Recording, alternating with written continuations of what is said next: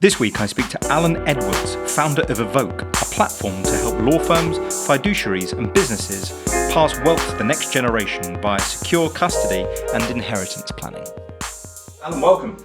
Yeah, thank you. Thanks for having me. So tell us about Evoke. What does it do in a nutshell? Yeah, so Evoke is a startup. So we've been going for 18 months and we build digital asset infrastructure for families, professionals, and we've now just moved into institutions and fiduciaries. So building tools to help with the legacy planning essentially is our mission to not lose any more cryptocurrency and solve the inheritance gaps that are out there. And that's a problem. I mean, my next question was, what problems do you look to solve? And that's segue in. It's exactly that. So it's that inheritance problem. This is a new generation of wealth that's coming through. It's typically a younger audience that are passionate about this investment, and they've perhaps neglected what the next step is. You know, the average person writing a will is 40, 50. The average holder of the digital assets is probably a little bit younger. So it's just trying to enforce it as a plan in place and put the infrastructure there to make it easy and make that handover between generations easy as well. What are the problems then? Because in theory, if you want to pass down an asset, everybody should know, if you're going to pass down a car or a house, there's a process. Yeah. So what are the problems, the practical problems you're finding with passing down, say, lots of Bitcoin? Yeah, I mean, we see quite a few. I mean, the crux of it is somebody who's passionate about this asset class, right? They've done a lot of research. Mm-hmm. They've spent years buying it and saving it for the next generation.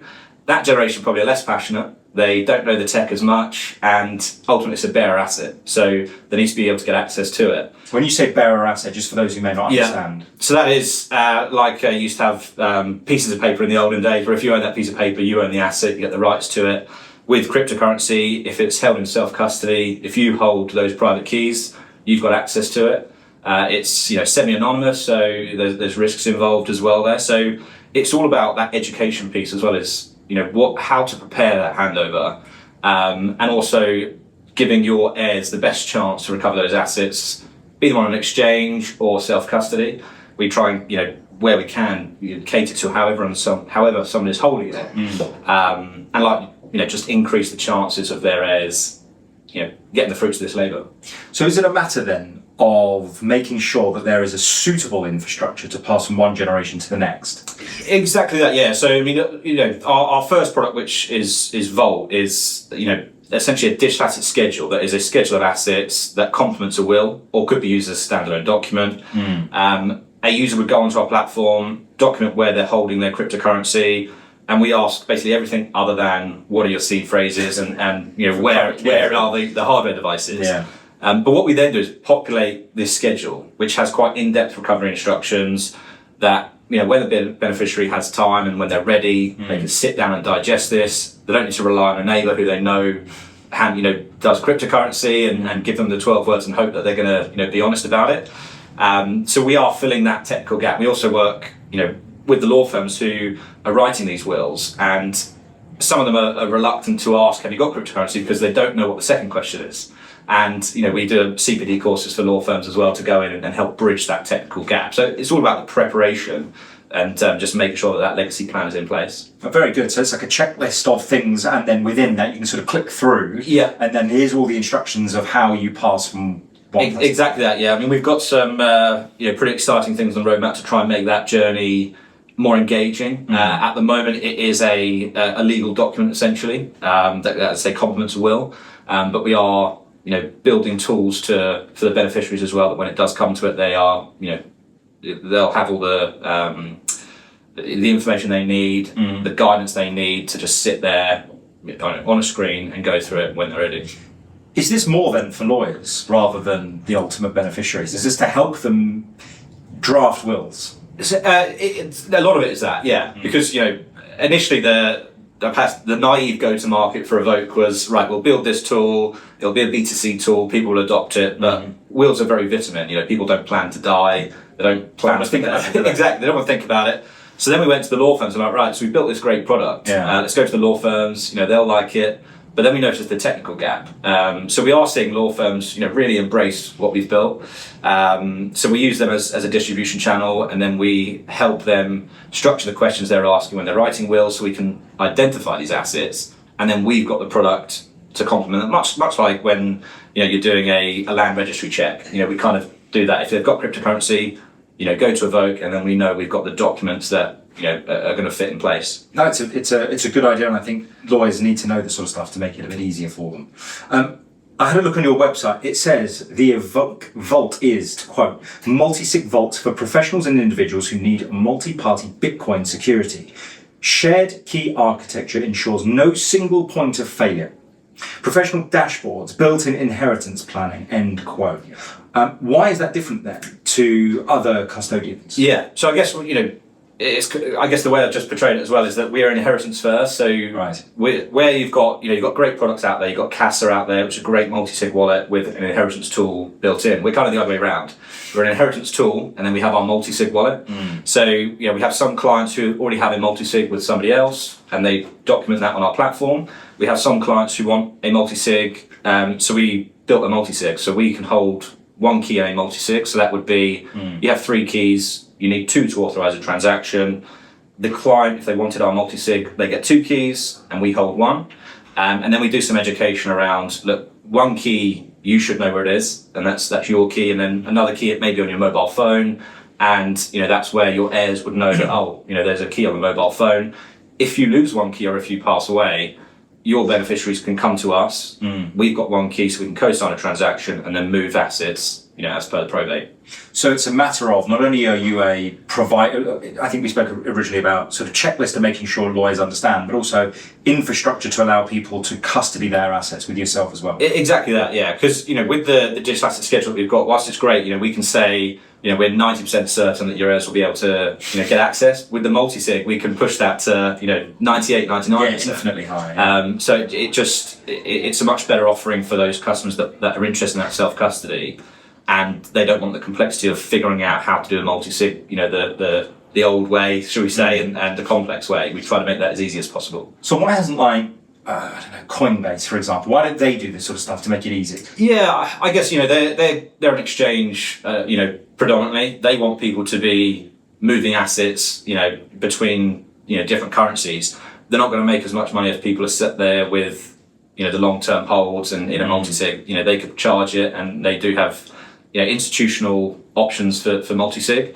But it's just not their forte. I mean, you've got players, like I said, like Casa, who are good at it. I think it is a product that it's tough to monetize because you're finding a subset of, these self-sovereign individuals, and it's a big jump from exchange to multi-sig. Well, they don't want to, these individuals who are holding it privately, they don't want to put it onto a third-party system. Exactly, yeah. Because that flies in the face of everything that they stand for. Yeah, exactly. And also the exchanges are seen almost as the enemy now. And, CAF reporting is coming out, or I think January 27.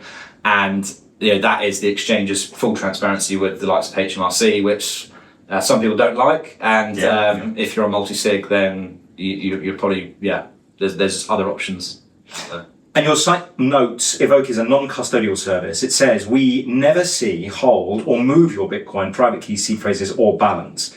For those who may not sort of know a little bit about that, what does that all mean? Yeah, so this is, go back to the multi-sig. So we set up a multi-sig wallet, and we give the information to that client that if they wanted to rebuild the wallet at any point, they could. They could come us out tomorrow.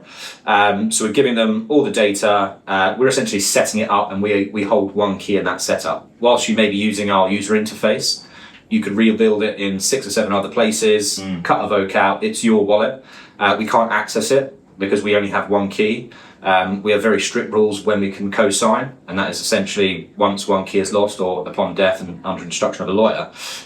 So we're very limited in what we can do, and in terms of the visibility, it's fractured that we don't see that information.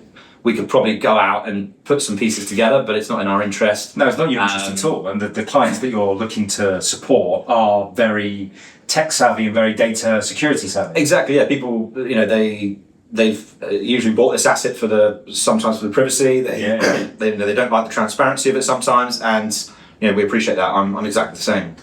That's why we don't ask for the seed phrases. There's some services out there that ask for the seed phrases, which I think is great, and there's a customer profile that would be suited to that.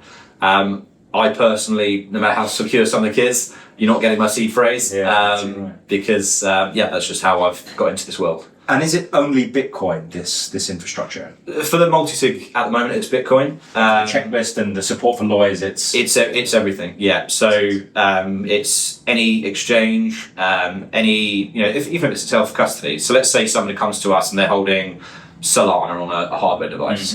Mm-hmm. We're asking who's the manufacturer of the device, what's the model, and where roughly is that stored? And they could be as broad as they want. They could say it's in the UK, they could say it's in my house, or they could say it's in a third document that is in my safe, which at the moment means nothing to my beneficiaries. We're going into some granular detail here to find out where these assets are, but ultimately we don't necessarily care what the asset is. We care about how it's stored, and then we fill in the recovery instructions for your heirs. And what happens if someone says, for example, my seed phrase, which I'm not giving you, is in a safe in my room and here's my address?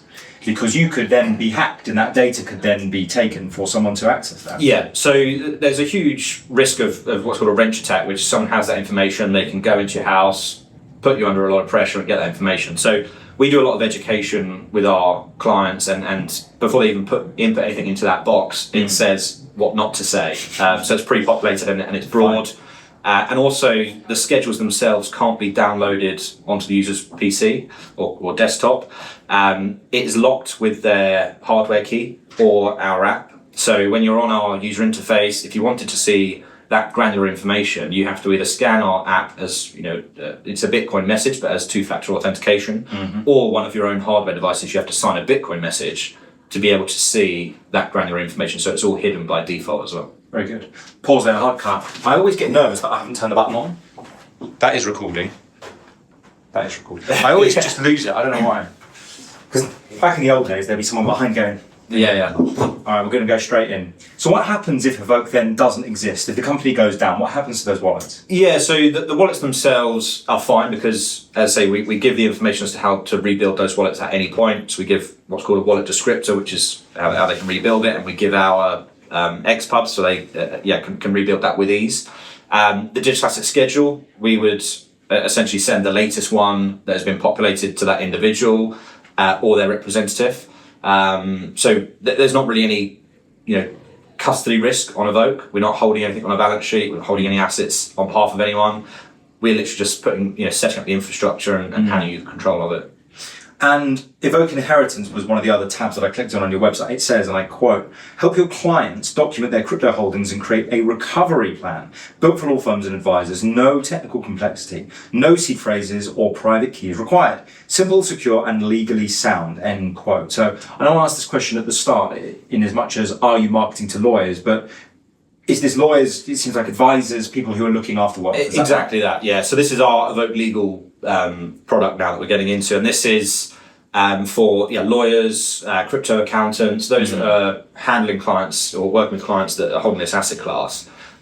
We give them a portal where they can introduce clients, and then as they introduce a client, that client ends up on Evoke Vault, but anything they do can be overseen by that lawyer. So it's read-only, and the end user chooses what that lawyer sees, but the important thing is they would see their latest digital asset schedule, so their legacy plan. And then also in Vault, we have a dead man switch. So once a year, we're reaching out to this client to say, are you still alive? Oh, okay, good. Is your wallet stack still correct? And do you still have access? And the lawyers see that status as well. So if they've got a client who hasn't responded in 18 months, it's just, it's a good pointer for them to pick up the phone maybe and prompt them to go onto Evoke and update the schedule.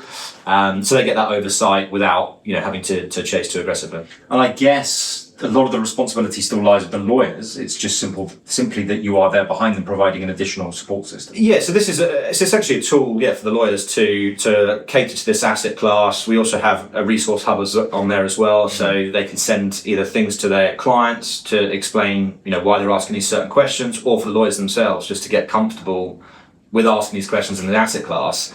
And then, we'll hopefully be extending that legal portal depending on, where the market goes. I think this space with stable coins and the like is going to really pick up. So I think more law firms will want to see perhaps more information. And, there's other parts of the legal sector maybe that we can tap into as well there. And why can't the inheritance piece be dealt with via a hard wallet solution? And as much as, I have, a ledger, whatever it may be, a Trezor, and I simply say to my lawyers, you hold this in your safe until the time is upon my death, and you also, as the lawyer, needs to hold the seed phrase. Why is that not a suitable solution? Yeah, so lawyers will probably run a mile if you ask them to hold the seed phrase, because they're essentially holding client money, and the SRA are already slamming their hands on the table to try and stop law firms doing that where they can. That's correct. It's all about the where that point of control is. I think it should remain with the client, but the average investor has 2.5 wallets. I think the figure is. They've got their exchange, which it may be empty, or a lot of people may buy a certain amount, and when it gets to X amount, they then move it to the hardware device. We're trying to capture all those buckets as well, even if they are empty. It's right. They've got an account at Coinbase. At least put that on the schedule, and then we can, if it does come to it and you pass away, at least someone knows that existed, and there might be some dust, which is worthless now, but when Bitcoin's, hopefully where it's going to go, it'll be worth a little bit more. Or it might be that, they were trading some NFTs and trainer NFTs on their phone or whatever. It's capturing those assets as well. So not just the one bucket, but, where all these digital assets are.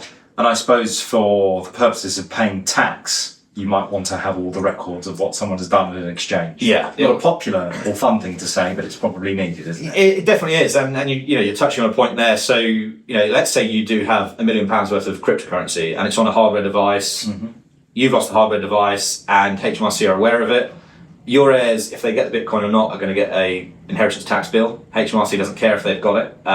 So there's that risk as well. You don't want to leave your heirs with a bill. You want to leave them with an asset that they may chop a bit off to cover the bill. But there's a huge tax amount here. I'm not a tax advisor. We don't get into the tax advice. So there's only so much we can say. So let's move on to something that we can talk about. How does pricing for your product work? Yeah, so we charge £249 a year. And that includes the multisig wallet, and then we for businesses or trusts who we work with as well, that is £1,000 a year, and then that includes certain arm around the heirs support if you do pass away, just to help them digest that digital asset schedule. So we've tried to price to be obviously competitive, but also there's that dead man switch protocol in there. We're constantly updating the recovery instructions, and that document itself is written for the less technical. This is a product that's constantly evolving, and we see it as a living schedule. We've tried to price it accordingly and get a good response from that. And then you must use a third party for the multi-sig wallet, who will have their own contract with you, detailing all of the warranties, indemnities, and protections. That's how it works, isn't it? It's not your proprietary. No, so it's not. So it's open source technology. So we use an open source multi-sig wallet out there called Caravan. It's the same ones that the likes of Unchained, if Unchained created it. So we use that infrastructure, so it's all open source, and then it's created and it's on the blockchain, so it's all visible. So it's not our product or our IP. Our IP is the layer and the distribution on top, essentially. And are you seeing people still interested in Bitcoin? We are, yes. I mean, interestingly enough, we've got our third product, which it was in stealth until May of 26, and that is Evoke Lens, which is for fiduciaries and trust companies, so trustees that are overseeing these entities for their clients. We've built a product for them, and that's where we're seeing certainly a lot of the ultra high net worths are now allocating a certain portion of their wealth to this asset class, and that might even be stable coins, and they're holding on stable coins. In the Caymans, for example, we work with a lot of companies out there who are creating foundation vehicles that are either companies that are decentralized companies or family structures out there. So we handle essentially. We'd accidentally built the reporting tools that they need because we plug into all these institutional custodians, and we give them a single source of truth and all the reporting around it. But there's certainly, still a lot of interest in Bitcoin. It's a very emotional asset. When the price is high, people want it more, and when it's down, they don't want it as much. But so it's a very emotional asset class. But there's definitely interest there. Yeah. And last question, I suppose, or last substantive question, because I always start waffling on about something else afterwards. How are you engaging with law firms? How are you finding sensible people, or how are you finding law firms' appetite to what you're doing? Yeah, so fortunately my background was enterprise sales in the legal sector. So frustratingly, I've been doing this for about 6 years. Okay. So I had a good network anyway in the legal sector. It initially started with some roots in, I had some friendlies in some law firms that got me some good conversations. We tend to find that the regional firms are more open to our product and adapting it quicker, because I think they're trying to be more competitive with the big brands who may have their own digital asset teams. So it's a real mix, but we've had a great response from the legal sector. I think the commonality is that they're putting their hands up that there's a technical gap there, and that's why we launched our CPD course as well. So we do that a couple of times a month with various law firms. We go in there, we sit down with their private client teams, and it's not selling Evoke, it's how to handle this asset class, what to ask for, what not to ask for. And it's quite a good forum because you get quite a passionate audience either side, a pro and anti-crypto. So it's all just trying to bridge that technical gap in the legal sector. But I think because we've gone at it educational first, we've had a good response there. And we're hopefully well positioned, and STEP and the SRA are doing quite a lot to try and guide this sector as well, because I think they can see the wave coming, and it's something that we've got to be prepared for, and the clients have to be prepared for, to hand over this generational wealth as well. I completely agree, and the more the regulators like the SRA engage with this, the better. Oh, definitely, yeah. I mean, it's always with the regulators. It's always a fruity relationship. But we get with the FCA. We're not FCA regulated. Obviously, the FCA regulations come in predominantly October 27, and we're still waiting for further updates as to where they're capturing the safeguarding of assets. But there's regulation's good. Some people balk at regulation, but it helps move an asset class forward. It industrializes this asset class that people are passionate about, and it's here to stay. So regulation has to come, unfortunately. Very good. Well, Alan, thanks very much for coming down. No, thank you very much. Really appreciate it.